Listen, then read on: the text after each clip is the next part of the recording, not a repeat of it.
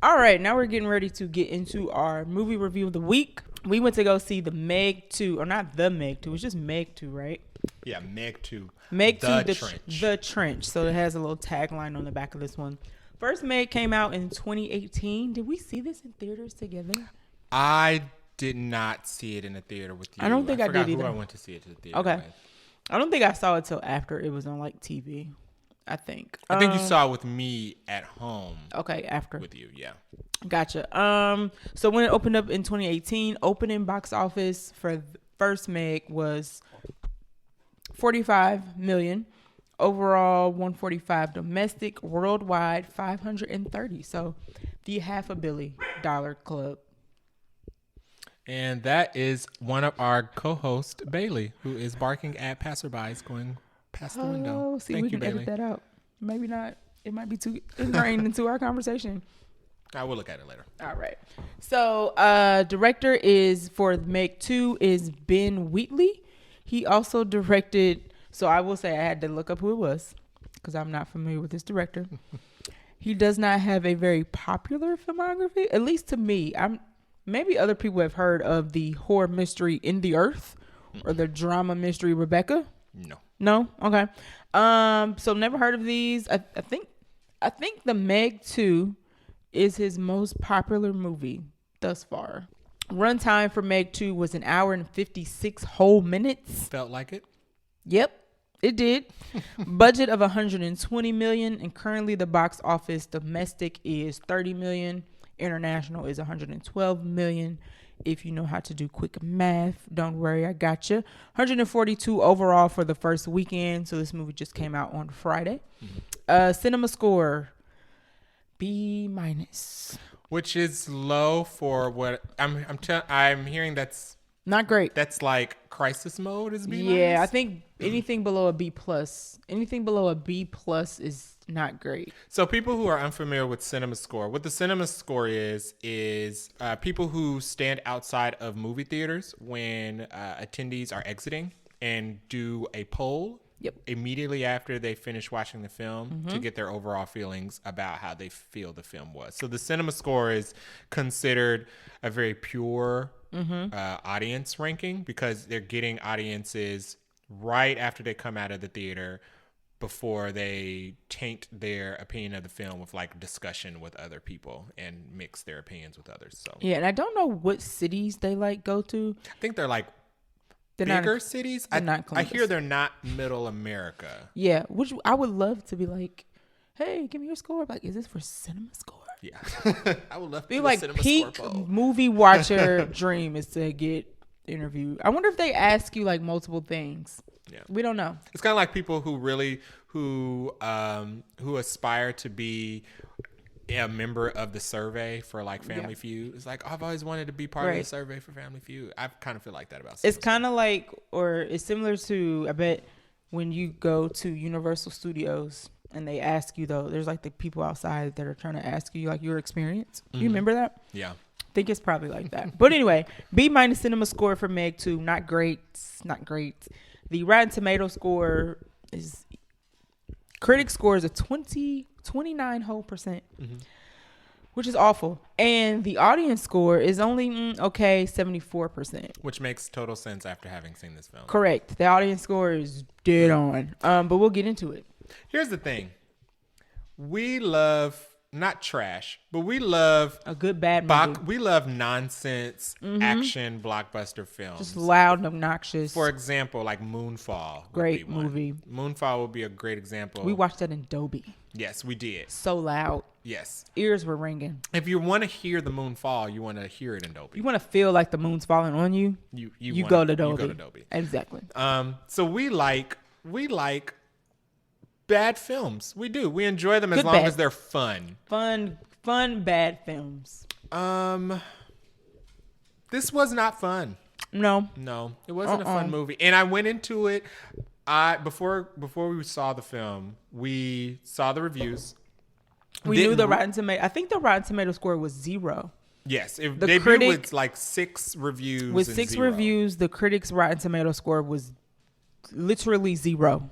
So we saw the scores. We didn't read reviews prior. I did not. But we saw the scores prior to going to see the film. And I saw like tweets from like some of my favorite scoopers and movie reviewers who just tweeted their expressions about how the film made them feel. And everybody was being really low on the film, saying it was really bad. It was nonsense. Yep. So we totally went into this with the mindset of, this is amazing. It's going to be good. It's going to be good. It's going to be, if the critics hate it, we're going to love it. It's a dumb, fun action movie. The critics hate it, which means we're going to love it. And we liked the first Meg. It was ridiculous. Good. But we liked it. Yeah. So let's summarize the plot. Okay.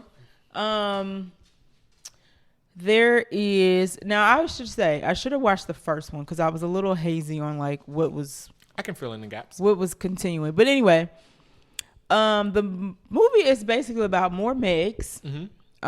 Three, I think we know beforehand, right? That there's 3. Yes, the trailer showed that this was about 3. This is about multiple megalodons. And Jason Statham needs to get rid of them. Is there more to the plot than that? No, that's pretty much it. Okay, yeah. It's Jason Statham's sole job to single-handedly so get rid of them. So he's back.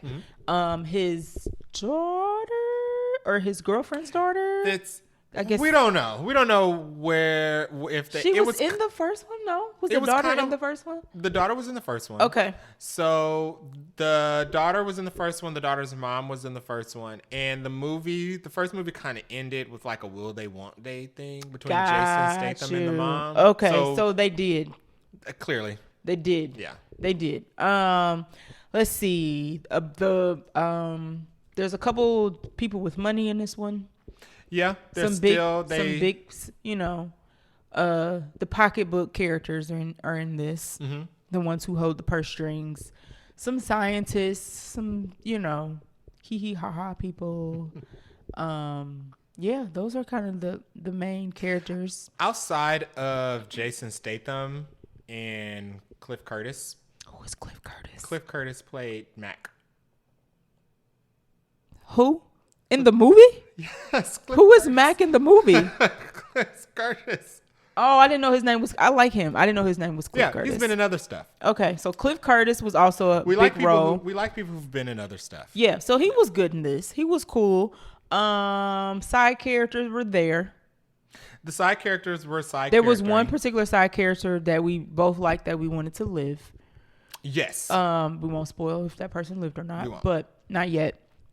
We'll do non-spoiler chit chat, and then we'll mention when we're going to spoil. Yeah. So basically, the plot of the movie is that, much like the first one, a research team goes down into the ocean they probably where no shouldn't one's be. ever discovered before, where they shouldn't be. And they cross the trench. They cross the thermocline, which is a layer of sulfur and gas that can burn anything that touches it. So that's why nothing travels below it and nothing below it travels up. Right. But that's called the trenches was below that. The trench is below it. They just call it the trench. So a group of scientists cross the thermocline, which is like this sulfur layer at the ocean floor, the lowest level of the ocean. And for the sole purpose of scientific discovery. Yeah. And they want to find new animals. They want to find new things. And because whenever humans do things for the purpose of scientific discovery, it always goes wrong. Sidebar. Slight sidebar. I was watching a YouTube video that was talking about the 15 biggest projects. And there's one project going on right now that they want to find 10,000 new animal species in the next 10 years. They want to? They want to. Like their mission is to identify more species on Earth. And they want to find, that's like, I don't know how much this is costing.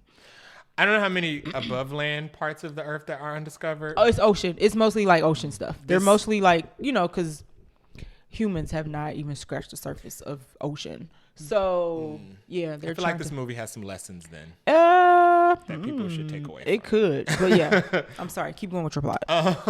So, scientists cross the thermocline into the Mariana Trench, undiscovered part of the Mariana Trench, to see if they can discover more things. Signs of unknown life. Yep. And in doing so, more cute fish. They create an opportunity for undiscovered unknown life to cross over into our world and interrupt everybody's happy beach times. Yep. Yeah. Literally. And Jason Statham has to fight some sharks. So that's the plot. That's the plot. Going into it, I was very optimistic about the film. I thought I was going to get like a Matthew Broderick Godzilla.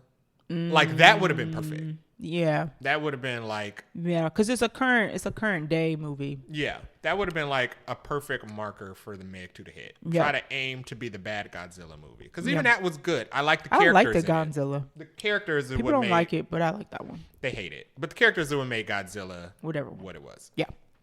The characters did not make the Meg 2 anywhere close to what that Godzilla was. No, I mean, even though I liked some of them, everybody was just kind of there. Yeah. I mean, everybody played a role, but they were all just kind of there. There was one particular side character that I liked. She was good. Yeah. And we were rooting for her. Yes. But and the kid, you don't want the kid to get it, I guess. So the actors in the movie, Jason Statham reprises his role as Jonas, who is the lead character. Jonas is, I was very confused by Jonas in this movie, because I liked his dad role though. I liked how they made him a dad. I like Dad Jason Statham. Yeah.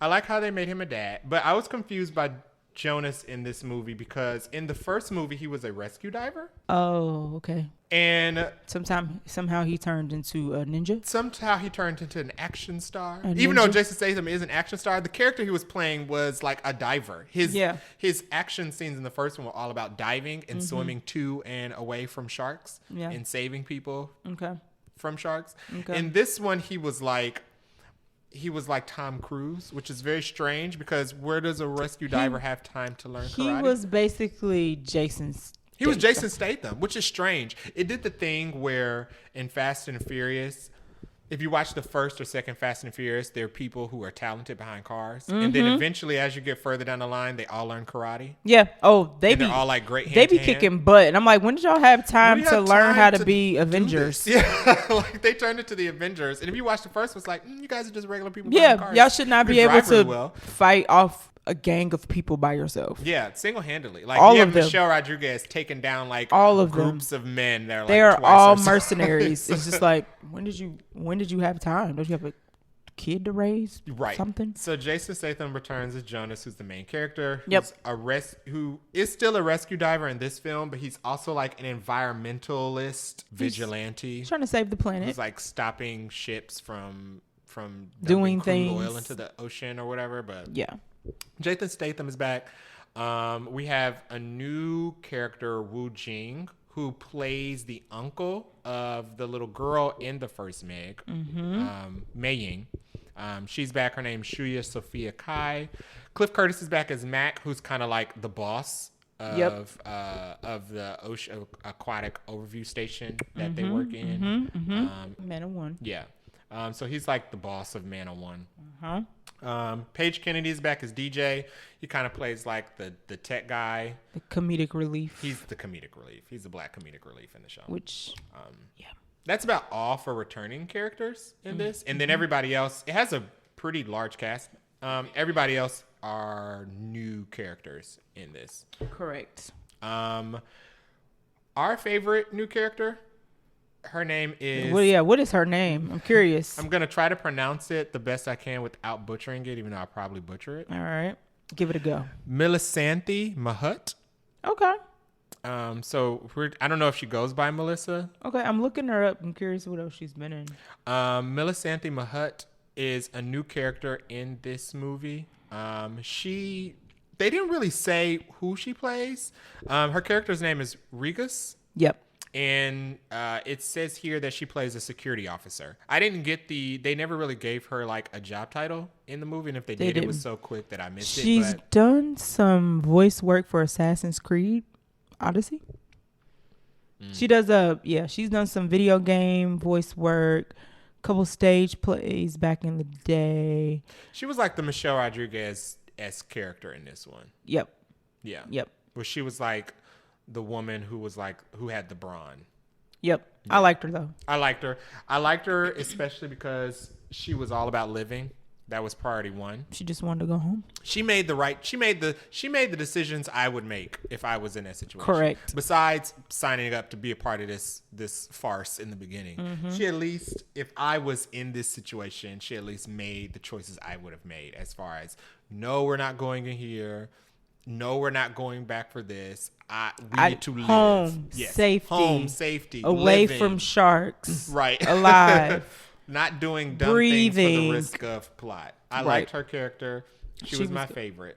She was my favorite as well. She was your favorite. Were there any surprise characters that you liked, or maybe you didn't like in the beginning, but you started to like at the end? I have one.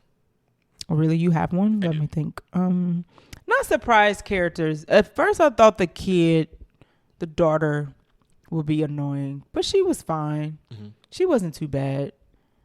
She was okay. She turned out, in the second half of the film, she turned out a lot more likable than in the first. She's the kid. This is she's 14, by the way. It follows the Jurassic Park template of putting a kid in a dangerous situation with adults, and the kid is naturally annoying and doing things, making 14-year-old things, making kid decisions, and like not recognizing the gravity of the situation they're in. Yeah. She really just was too focused on trying to prove she was smart, which I do believe, but she played the kid. I liked her in the second half because she actually was helpful and she did some things that actually assisted. She saved lives. She did. I'll give her that. But the surprise character that I did not expect to like but did end up liking was the uncle, Chuming, who was the director. There's a guy. Oh, yeah. He was cool. Not spoilers yet, but yeah, he was fine. He was cool. He was funny. And he had a little comedic relief there. He was one of those characters that's like the world is falling apart, but he's still somehow cracking jokes and remaining upbeat and positive. It's interesting because you could see how the character who played the daughter and the character who played her uncle were like related in the movie because they both they make kind of the same decision. So I'll call that my surprise. They were both smart and brave, and they actually did things that were useful to the plot instead of just being funny. Right. Instead of just being there. Yeah. Correct. So he was a surprise casting that I really liked. Let's see. Anybody else that was worth talking about? No, not really. I mean, I really don't watch the Meg for the cast. I watch the Meg. The cast members I care about are the sharks. Right. Yeah, I care about the sharks. And when I heard that this was going to amplify the amount of sharks times 3 from the first one, we were ready. I was ready for it. All right. Characters I didn't like. There is one character that I did not like. Do we want to do spoilers and then talk about who we like and don't like? Sure. Let's do that. So from now on, we're spoiling the movie. If you care to watch it and don't want to be spoiled, turn it off. Pause it. Go have a drink. Go have a beverage. Yes. It's a real happy hour, so go be happy for an hour. Yes. And then come back. So yes, who did you not like? I hated Montez. I hated him. Montez is the villain? There's many villains in this movie. So I hated all the pseudo villains, every human villains. That wasn't a shark. Yeah, there we go. Yeah. I didn't like any of the movie villains. Like they were stupid. Yeah. Their motivations were so like see-through and shallow. I couldn't wait until they died. And they all die. They didn't die fast enough. They didn't. And what lasted way too long. What really sucked about it was that there were multiple opportunities where this villain that was useless to the plot should have died. Jason Statham could have killed the character 20 minutes into the movie. And he still maybe lived 30 in impossible situations. Should have shot him. I don't understand why he didn't shoot him. I don't understand why he didn't shoot him either. Break his neck. Because break his leg. He didn't even break a leg. A hero can. This isn't like a superhero movie. This isn't like Superman, where it's like, oh, Superman, you can't kill him. You have to wound him and then take him to the police. No, this is Jason Statham is a regular person. Yeah. And at this point, he's an action hero. So he could have super killed this guy that was trying to kill him. Yeah. I did not like him. I did not like the I don't know who she was. the main lady who ran the person who was funding the funder her character's name was Hillary Driscoll. Didn't like Hillary. She's the billionaire investor in the film, and it sucks because she's played by an actress named Sienna Guillory, who I like. She plays Jill Valentine in the Resident Evil movies. She's really good in those movies, but she plays a hero in most of those. She should stay in the hero lane. I don't think her acting was bad, but she was just a nothing character. Yeah, and she was bad for no reason.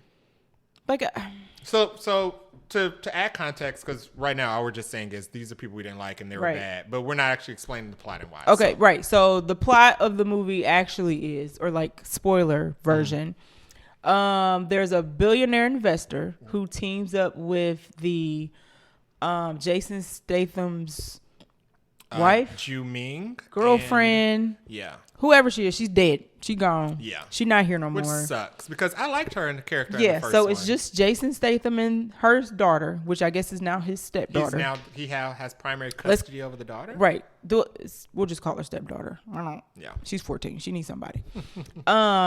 So the billionaire investor Hillary has partnered with the uncle. So now everybody's like in one organization or whatever. And their mission is to save the planet. So Jason Statham goes on like this mission to catch some people who are like dumping toxic waste, whatever, blah, blah, blah, blah, blah. And they have a Meg in captivity. Which they don't explain how Which they don't explain why. Because. Or how. I guess the second part of the plot is that they're trying to go to this trench to get through the thermocline.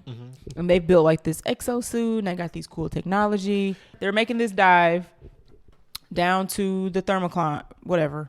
They're making a dive to the trench, right? Things don't go as planned. Come to find out, the billionaire investor has been working behind the scenes with one of the people who work on the Mana One, with a third guy that Jared, your least favorite character. Yeah, Montez. Montez, to extract rare precious metals or whatnot from that part of the earth. They didn't say what the metal was, but they said they were used to put together like semiconductors and components and things like that are worth like $1 billion. Right. So the surprise, the twist is the billionaire investor lady who's been working with the uncle and Jason Statham's team is actually the villain because she has a whole rogue operation going on with Montez to steal stuff, to mine, there it is, to mine this stuff from the bottom of the ocean floor. Because, and then there's like a whole tussle back and forth, and there's, people get trapped and they got to walk across the trench to get saved. They rip a hole in the thermocline and makes get through. Yeah. And it literally takes a whole hour to do all of that. 1 hour. It takes a full hour to even get to the 3 megs coming to the surface. Yeah. And so I made some notes. Let's talk about notes, because I'm sure in our notes we'll cover all our bullet points that we got here. I made some notes. So the movie starts out with, we have this opening scene where Jason Statham is in this. Before, because that was my one note, was the CGI at the beginning of the movie when they were in prehistoric times. Oh, yes. I totally forgot about that. This is not Apple TV dinosaurs. So what is this? So we start the movie with a dino doc. Yeah, we have a mini dino doc where one animal eats another animal, and then the T-Rex gets eaten by a Meg. Who somehow dived onto the beach to get the T-Rex and then dived back underwater and disappeared on the beach. Yeah, the CGI was given very like beach shallow water is not enough more water to hide a Meg. We didn't care if this looked real or not. Yeah. They didn't consult anybody from Apple. I don't even know if the dinosaurs that they depicted were actual dinosaurs. The only thing I can confirm is the T-Rex. The T-Rex, for sure. Yeah, is an actual species. Probably whatever carcass they were all feeding on the beach was probably maybe the dragonfly. Maybe it was maybe a dragonfly. That was real. Yeah, that was real looking. But yeah, that was my note that I took down. I was like, CGI. Yeah, CGI was good, but it looked a little PlayStation 5-ish. Yeah, a shark bigger than a T-Rex should not surprise a T-Rex, especially swimming up to the he should beach. be. It should be too big to miss. Right. But what was your note? So I totally forgot about that. So I did not.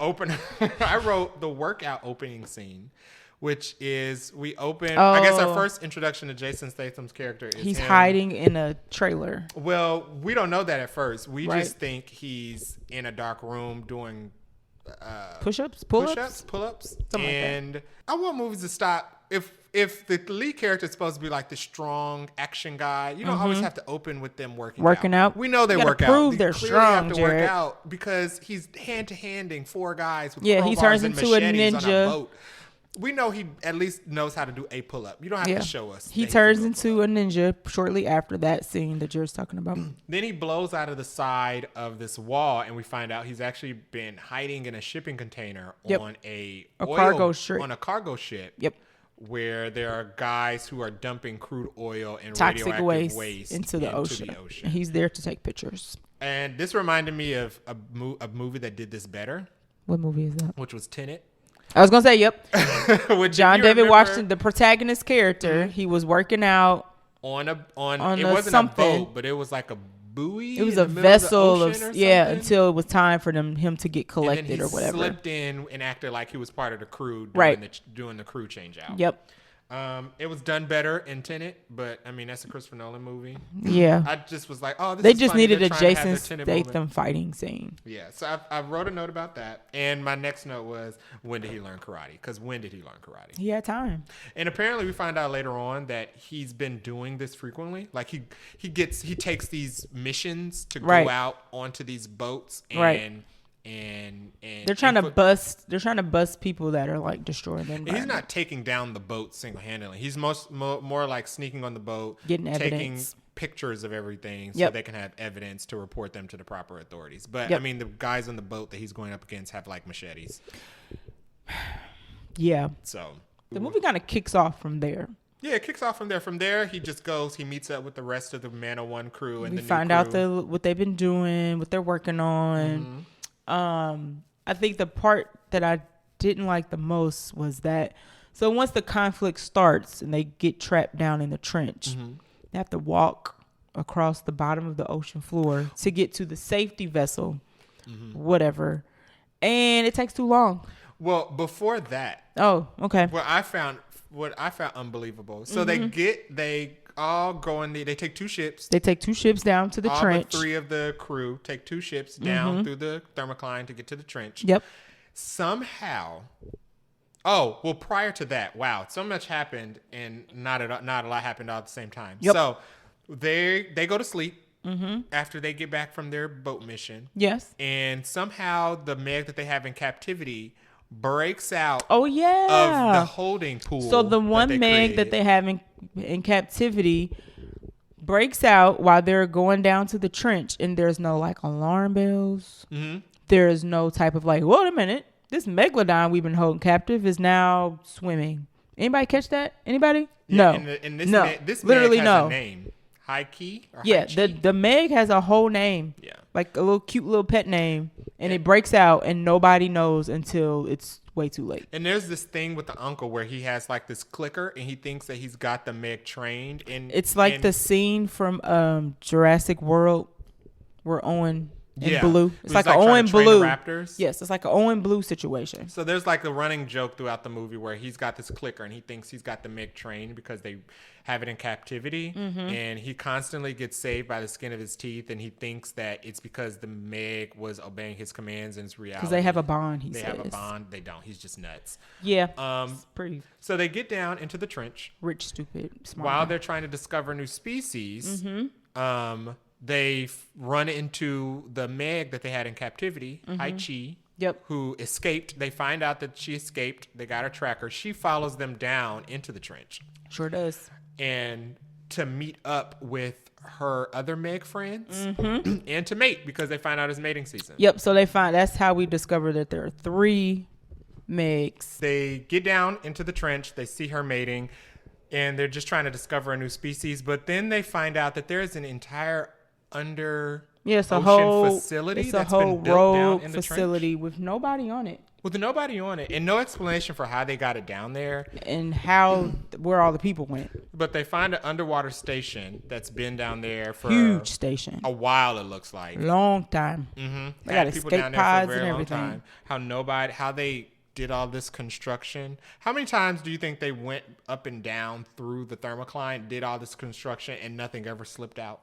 Listen, they lost a whole megalodon in captivity and nobody knew. That's true. So They had no let's alarms. Let's just say they're not very self-aware. They have a Meg in captivity that just breaks the bars and Listen, gets out, if they and can't- in the middle of the night, not a single alarm. And then the next day is when they leave to go on their little ocean trip. Nobody looked and just checked to make sure she like. If I have I have a dog. Well, I think it broke out after they left. No, it broke out dark, and then they left in the daytime. Okay. So, which is so strange. So, like, I have a dog, and when I get up in the morning or before I leave the house, I at least see her. So, if you have a pet Meg, Nope. in captivity, Guess at they least check and on she her broke before out you leave the pretty. house. She broke out pretty easily. It took her one punch, One shot. and she was through and out. Yeah. There weren't any like precautions, no tasers, nothing. No type of like safeguard. Nope. One gate, and she was gone. Nope. So they get down there. They discover there's a whole underwater base. Yep. Disaster ensues. Blah, blah, blah. Their little ships. They find out all the other Megs down there. Yep. Disaster ensues. Their ships get wrecked. So they have to put on these G.I. Joe suits. Yep, exosuits. These exosuits that let them walk. Be Avengers. Yes. Let them be Avengers and walk along the ocean floor without getting crushed by the pressure. There's like 6 of them. Oh, also. There's 2 crews of 3. The kid does And the thing. kid sneaks onto the ship. She does the Jurassic Park 2 thing where she stowed away on the ship the whole time. Right, so without there's them knowing. 7 of them. Yeah. 7 of them. They have the whole, you're grounded for the rest of your life conversation. Bloop, bloop, bloop, bloop. They get in their little suits. They walk across the ocean floor. As you would assume. Took too long. Took a very long time. But as you assume, some of our characters Half. get picked off. Half of our characters get picked off. Various disasters on the ocean. Yep. Whether one was absorbed by a giant squid or they're like these underwater. Somebody's head exploded. Yeah, that was actually my favorite. Oh, death that's in the your movie. favorite? Yeah. Okay. That's your favorite. So my favorite death in the movie was one of the crew members runs out. They run into these like underwater that are underwater. Like eels, dinosaurs. They're like these Velociraptor-esque underwater. I'm trying creatures. to. They're like not iguanas. Like Komodo dragons. Bam, there it is. They're like Komodo these dragons. Underwater Komodo dragons Yep. that have lived under the trench for billions of years. Gazillion years. And they get attacked by them. Somebody's thing gets cracked. One right? girl's helmet gets cracked. Right. And before they can get into the underwater station where there's safety and depressurize, her helmet implodes. Yep. And crushes her head. Yep. No head. And She that dies. was She didn't live. And she was literally Yeah, that was in a the good station. scene because they were literally like They were at the there. spot Yeah. to where to get saved, but she ran. Yeah. No, she didn't run out of air. The other chick who ran out of air got eaten. Yeah, the other chick who ran out of air sacrificed herself. Right. To save the uncle. Right, to save the uncle. Yeah, I don't know their names. I didn't care. Yeah. I think it was obvious that half of them were going to make it. Especially the guy. I'm surprised the uncle made it. I have a note. What's your note? I have 2 notes. Hit him. One, did we learn nothing from Ocean Gate?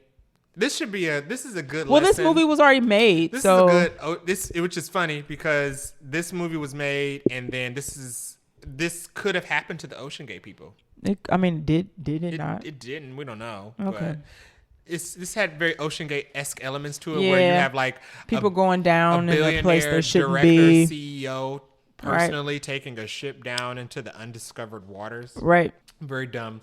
I also have another note. Scientists doing stupid things. I hate movies where there is a scientist. It's like an alien. These people are supposed to be scientists. We're supposed to assume they went to school and got degrees. They don't have much common sense. Masters and whatever. PhDs. About scientific study and how to not disrupt an untouched ecosystem. Yep. So I hate when you have scientists who touch things they're not supposed to. Like in Alien, when you have the scientists who are always like trying to touch or examine the alien eggs or whatever. And I always want to take one back. Isn't the first They rule want of to discovery slice is it not open. to interrupt what's They going always on? want to like, let's cut it open and see how we can kill ourselves. So you have a scientist dude who does something stupid. There's like an infimity down there that's like glowing in the dark because everything's supposed to be bioluminescent. Right. Because there's no actual this light. scene. And he goes to reach out and touch it, and an eel jumps out of it. I knew he was gonna get it. And latches to his helmet like a face hugger. Mm-hmm. And he freaks that's out. original. And another girl has to pull the eel off and save him. But I did appreciate the girl who saved him said, "Don't touch stuff." Yeah. Because that's like That's the girl who lived. That's our favorite character. She died. She die? That's the one who got her head implanted. Oh, okay. So okay. She died smart though. Because she was the only smart scientist was like, don't touch stuff. Yeah. Yeah. So I hate when scientists do stupid stuff. And he might have just been like the help. But she only saved him for like 3 minutes because he ends up he literally, I don't even think it's 3 minutes. Literally the next scene, he dies. He gets eaten by like a giant squid. Like off screen. Off screen. And somehow his helmet popped off. But whatever. Yeah, the squid ate everything but his helmet. At least the squid left his helmet so they knew he was dead. I mean, so they didn't have to like waste time looking. You walking on the ocean floor, you turn around, nobody's there. Somebody got you. Something got you. They get into the space station, where they find that there's one guy down there who's still there, who's been assisting with the mining of these rare minerals illegally. The rogue operation guy. And they get trapped in the ocean station, in the underwater ocean station, where the CEO investor, Hillary Driscoll, who's Sienna Guillory, she comes on the little video communication screen and says, "Hey, spoiler alert, I'm the bad guy." The villain reveals herself. The villain reveals herself very quickly. She says, "Hey, I'm the bad guy. You know, I set up the station to mine these minerals so we could get billions and billions of dollars. Blah. Shoot Jason Statham and I'll let you live." Right. They, of course, doesn't because Jason Statham is the top billing actor on the movie. And in retaliation, they shoot away all the escape pods that they were going to use to get out of there. We were down here entirely too long. The first half of the movie was too long, and the second half of the movie didn't have enough Megs. My main two issues were, wow, I didn't expect to be underwater for this long. Yep. And the second issue was, I didn't get why the billionaire investor had to do this illegally. One thing we know about the world is I think she was using his technology though. That's the thing. She was using his technology against what he wanted to use it for. It didn't seem like he was really against it. He was more so upset and shaded by the fact that you're gonna kill me. Yeah, but it didn't seem like he was like, oh, they're down here getting these rare minerals. Well, she kind of made a point to say, we're going to use your technology to do all these things that nobody will know because, like, we're so far down. But she didn't have to do it behind anybody's back. I'm sure they would have just been like, hey, there's billions of dollars worth of rare minerals down here. This is Earth where humans live, where they love to mine the Earth. You're asking important questions. Could have did this legally with no issues. You're asking important questions that they didn't ask behind the scenes. So, but anyway, Montez is the guy that's down there. Yep. That's the one of many bad guys. Yep. That's down there helping her mine all of these minerals. There's a big fight between him and Jason Statham, of course, because they're both the big karate guys. I actually thought he was going to. We're spoilers. I actually thought he was going to die at this part. I did. He should have, because Jason Statham hit him in the head with a lot of different metal stuff. I thought his head was going to get caught in the grinder thingy. And then they left him for dead, and he still lived. He had like 9 lives, which unnecessarily so. Just kill that man. Yeah. You still could have had the rest of the movie go without him being alive. So anyway, our remaining heroes that are underwater and the little girl. Right. They blow up the underwater station. Yep. Take an escape pod up to the top. Yep.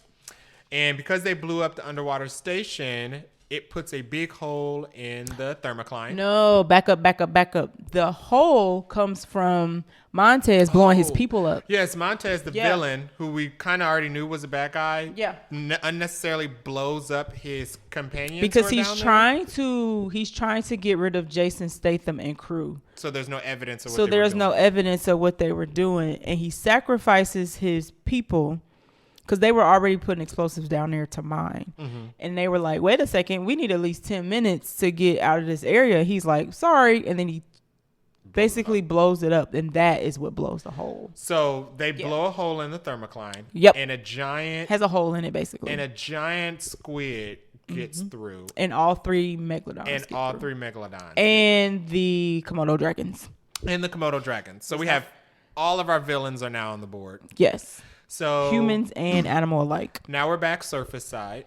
Took too long to get there, but yes, we're back. And it kind of goes the same way. The rest of the movie kind of plays out exactly like the first end of Meg. the Meg 1, where with some added elements where basically there's a bunch of people on a beach resort. On a beach resort in one particular island. Get surprised by three unsuspecting get surprised by three Megs they didn't expect. Three Megs, yep. And a giant squid that they didn't expect. And a Komodo dragon gang. And a gang of... many. There was at least 20 running around Komodo dragons that are like as fast as velociraptors. Yeah. They're running around eating beachgoers. Octopus is eating beachgoers. Everybody's getting eaten. Yeah. Megs are eating beachgoers. People are dying on vacation. All the carnage kind of happens in the last 15 minutes of the movie. Maybe 30. But literally the last third. But, Jason Statham is Jason Stathaming, throwing explosive spears and blowing up sharks. He actually missed. So he missed the first one. Mm-hmm. He got the second one. He blew up the one shark's brain. Yeah, the second shark. Well, remember, he threw the first spear and it missed. Mm-hmm. And then the second one he got, and that's how the brain blew up. And then the third one, he was going to throw it, but then...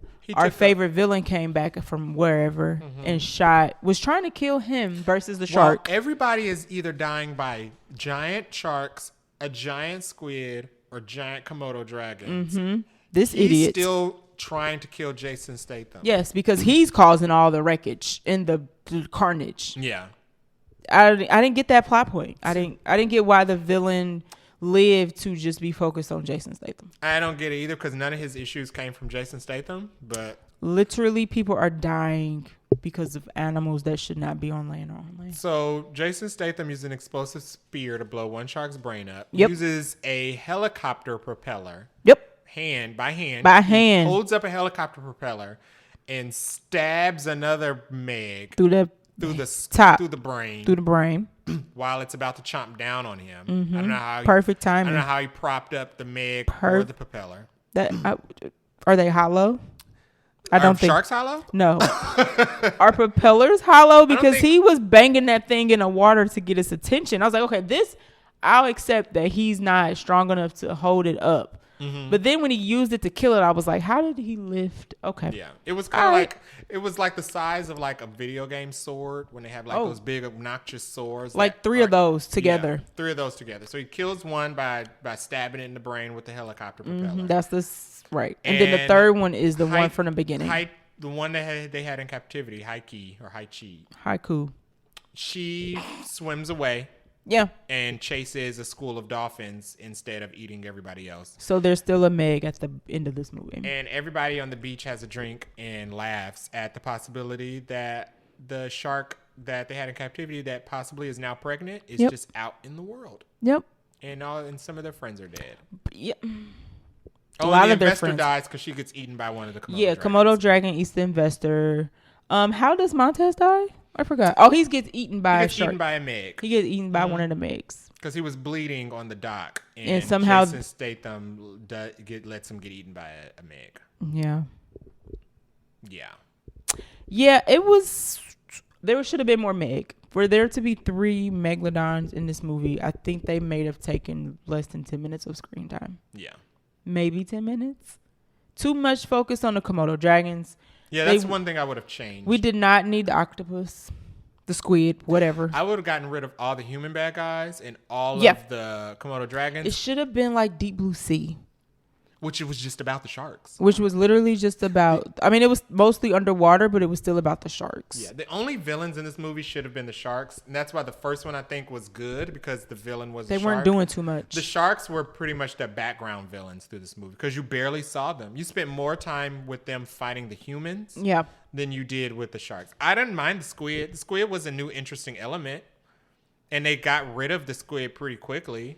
Yeah, easily, actually. It's Very like, oh, that's got it? rid of the squid. But just one. I mean, I guess he stuck the bomb in the squid. So how could it survive? That's not what killed it.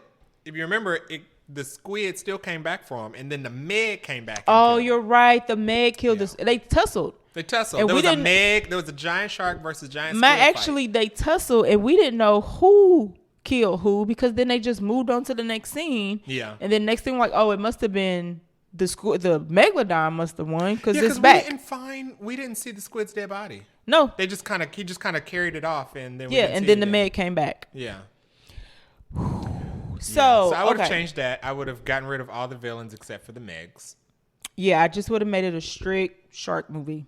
That's it. We worried about how to get rid of a shark. Who would like this movie? I think people who like films like Sharknado or sci-fi low budget films would like this. If you like Sharknado, you'll probably like Meg 2. Yeah. If you like Meg 1, I don't know if you're going to like Meg 2. Yeah, if you like the Meg 1, you're not going to like Meg 2. It's just downgrade. I'm sorry. It's not. Meg 1 is still a very good watchable film. Mm-hmm. It's the preferred of the two. You don't need to see this one. You can absolutely miss it. You can actually just go in. Yeah, I don't know. I would say, does it deserve a third? No, not after this one. I'm sorry. It doesn't deserve a third. No. I would have been fully for a third had this at least been good on any level, but it wasn't. I mean, if they do, they need to like just make it about the shark. I don't care about just the shark. Human villains. No humans. You know, they could have done it like King Kong, where the human villains were trying to capture and keep the Meg.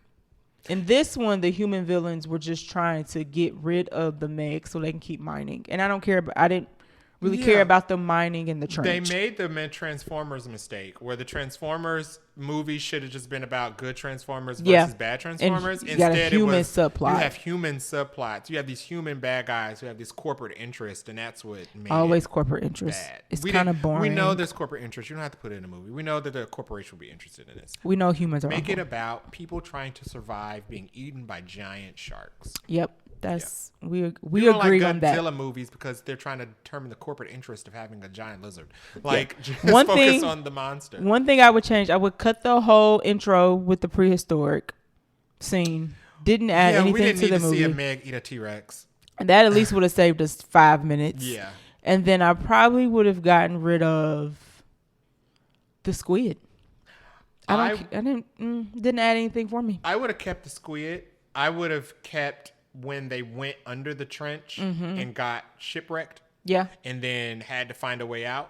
You just would have preferred the whole underwater station part. Yeah, it was just I didn't mind it. It just should have been shorter. I would have preferred they got shipwrecked.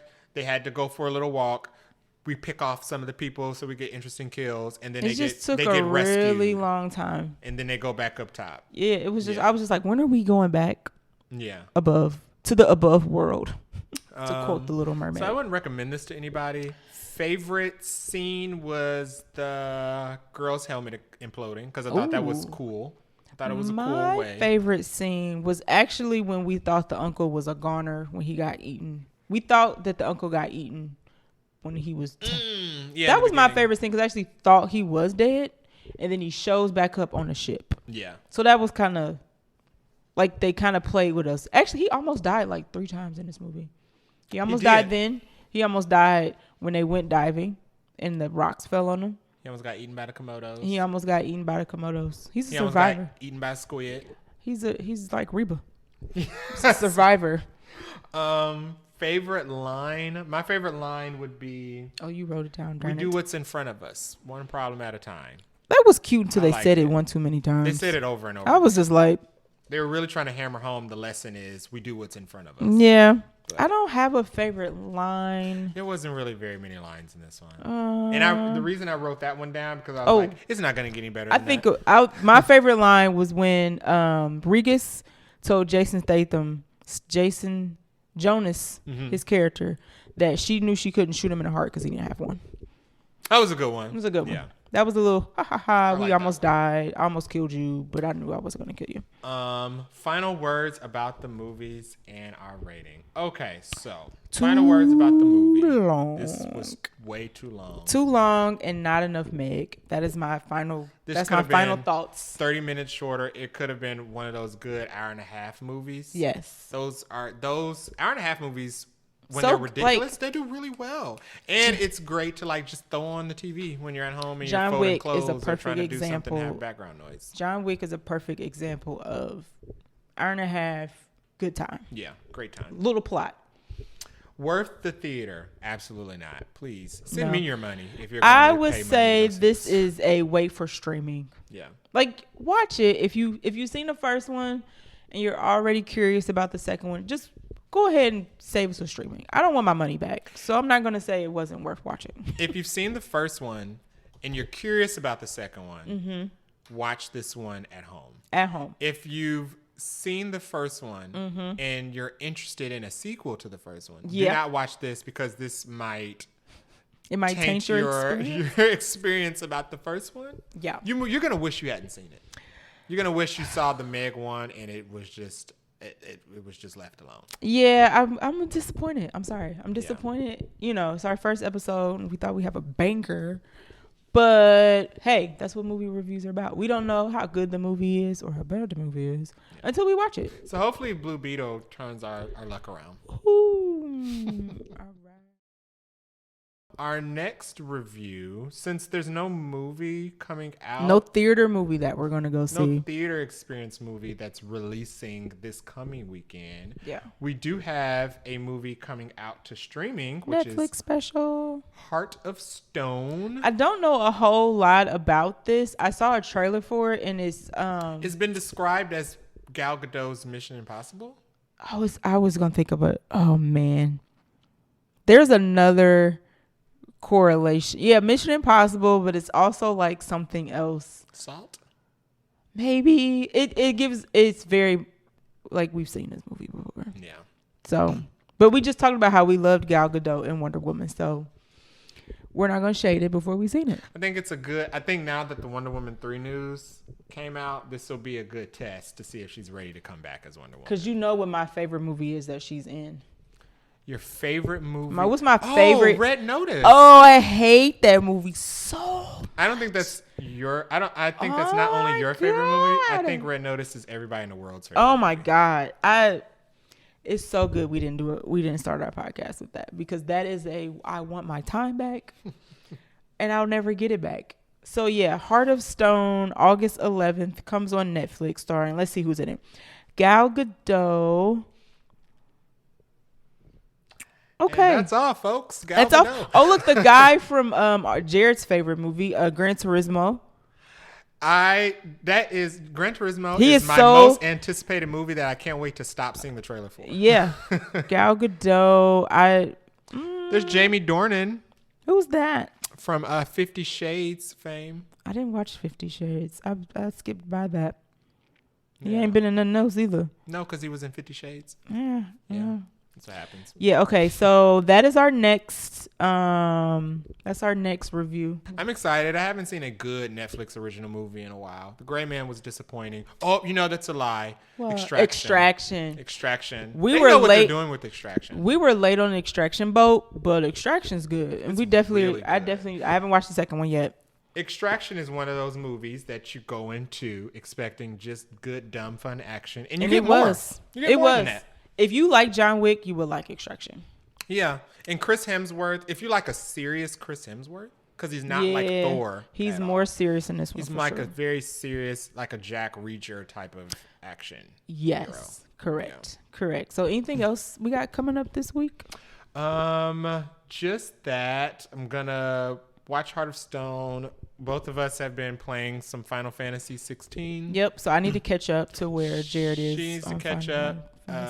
She needs to catch up. So I just plan to do some more destroying of Mother Crystals. Okay. Yep. Yeah. You need to finish Hogwarts Legacy. I finished it. And I need to finish Hogwarts Legacy. Although I'm not finished, but I finished the main quest. Even though I watched you finish it, You still have to so finish I don't feel like super rushed. I know. but That's why I was like, do you want to watch me finish it? Because then you're not going to want to finish it. I do have to finish my own story, so my own character. Correct. Yeah. But yeah, this was a great first episode. This is a great first episode. So stay tuned. We'll have Miss Gal Gadot and Heart of Stone next episode. And yeah, like, comment, and subscribe whenever we get our social media handles up and running. But yeah, you can definitely subscribe and listen on your favorites podcast streaming app.